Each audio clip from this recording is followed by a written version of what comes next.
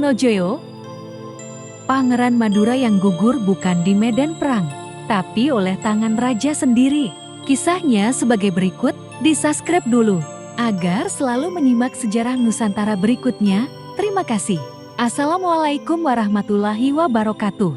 Di pertengahan abad ke-17, nama Trunojoyo begitu ditakuti oleh Mataram dan disegani rakyat. Ia adalah bangsawan Madura yang berani melawan kekuasaan Amangkurat I dan kemudian putranya, yaitu Amangkurat II.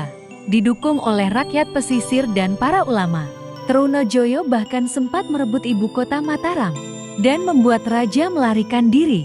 Namun, perlawanan Trunojoyo menjadi ancaman besar bagi Amangkurat II yang baru naik takhta, tak mampu melawan sendiri.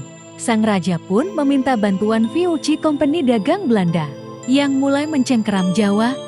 Sebagai imbalannya, Amangkurat II menjanjikan kekuasaan atas wilayah pesisir kepada VOC. Pasukan kompeni di bawah Kapten Jongke dan Komandan Kur pun turun tangan. Jongke, seorang kapten berdarah Ambon yang kejam, berhasil menangkap Trunojoyo hidup-hidup di Kediri. Tahun ke-1679 bukannya dibunuh langsung, Trunojoyo justru diserahkan kepada Amangkurat II bagi kompeni. Ini bukan sekadar soal musuh, tapi soal kepentingan politik dan pengaruh di Jawa.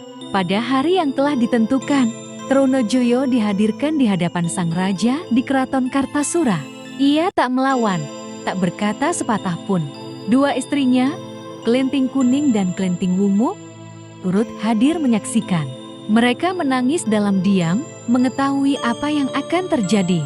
Di tengah alun-alun, dengan wajah tanpa ragu, Amangkurat II mencabut kerisnya sendiri, tanpa melalui pengadilan. Tanpa proses hukum, ia menusukkan keris itu langsung ke dada Trunojoyo. Seketika tubuh sang pahlawan roboh, berlumuran darah di hadapan istri-istrinya dan dua perwira VOC, Jongke dan Kur, yang menyaksikan dengan tenang. Itulah akhir dari Trunojoyo, seorang pejuang rakyat yang tidak mati di medan perang, tetapi oleh tangan penguasa sendiri yang dulu pernah menjadi saudaranya. Ia gugur bukan karena kalah, tapi karena pengkhianatan dan politik kekuasaan. Meski mati, nama Trunojoyo hidup sebagai simbol perlawanan rakyat terhadap kekuasaan tiran dan penjajahan asing. Itulah akhir dari kisah hidup dari kesatria Trunojoyo. Sumber referensi pertama Amsiri Clives, Sejarah Indonesia Modern 1200–2008. Kedua Haji de Graaf dan THP Guild, Kerajaan Islam di Jawa. Ketiga Arsip VOC dan Babat Tanah Jawi.